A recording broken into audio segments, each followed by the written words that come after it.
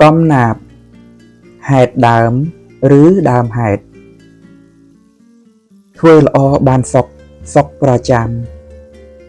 សាងល្អរាប់ឆ្នាំកន្លងទៅធ្វើល្អបានកើនកលនៅជីវិតតម្រូវត្រូវមានធម៌គេងគិតហេតុចិត្តមកដល់រៀនរស់រៀនយល់អំពើល្អផលកើតពីហេតុមានបន្តកំដរជីវិតពិតជាក់ស្ដែងហេតុច្រើនអណែកចែកជាខណ្ឌនាំចិត្តប្រច័ណ្ឌឲ្យលេះលេងបញ្ចើឆ្លោះទាស់ទែងតែនឹងខ្លួនឯងឥតស្រាកស្រានត្រូវចេះស្គាល់ហេតុឲ្យបានច្បាស់កុំបន់ស្រន់ព្រះឈ្នះមិនបាន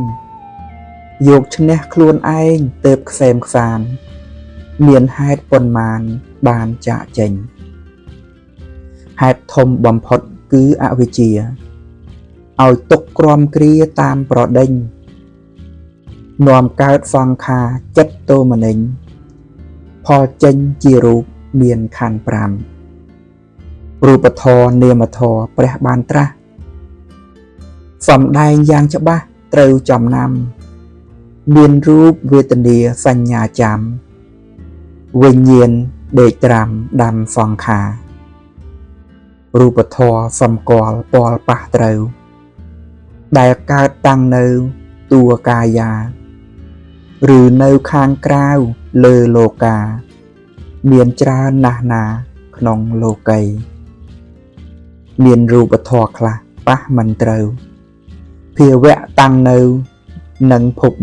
3ខ្លះមើលមិនឃើញហួសវិស័យហួសពោលហួសស្ដី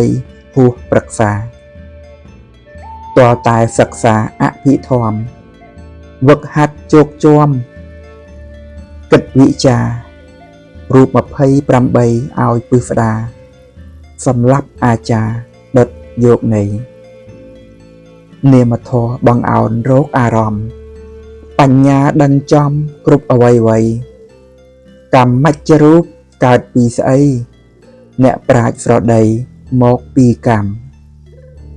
ចិត្តជានាមធម៌សន្សំហេតុដឹងច្បាស់ក្រឡែតតាមទ្វា5ចិត្តរងអារម្មណ៍ជាប្រចាំទ្វា5នាំហេតុឲ្យកើតធម៌ថ្ងៃសុក្រ9កើតខែមករាឆ្នាំខាលពុទ្ធសករាជ2566ត្រូវនឹងថ្ងៃទី2ខែធ្នូឆ្នាំ2022ម៉ោង10យប់អត្ថបទកំណាព្យនិពន្ធដោយលោកគ្រូពេទ្យអ៊ុយពិសិដ្ឋហៅពេទ្យវត្តអានដោយខ្ញុំប្រកាសណាខ្ញុំបាទមាសសុកគង់សូមអនុមោទនា